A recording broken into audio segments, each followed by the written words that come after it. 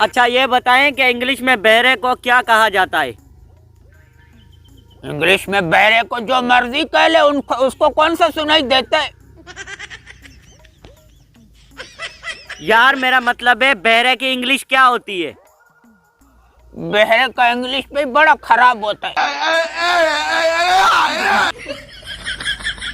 यार आप मेरा सवाल नहीं समझ रहे। अंग्रेजी जुबान में बहरे को क्या कहा जाता है? अंग्रेजी जुबान में बहरे को बहुत कुछ कहा जाता है, लेकिन एक मसला है, वो बहरा है ना, कुछ समझ नहीं पाता। यार आपको मेरा सवाल बिल्कुल समझ नहीं आ रहा। आप ऐसे समझो कि एक बहरा शख्स से आपके सामने बैठा है। बैगन। ओ हमारे सामने तो तुम हो, क्या तुम बहरा है फिर?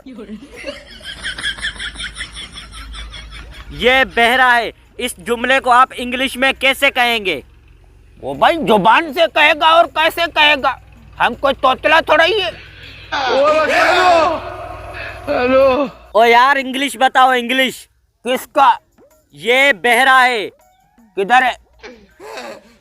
किधर है बहरा?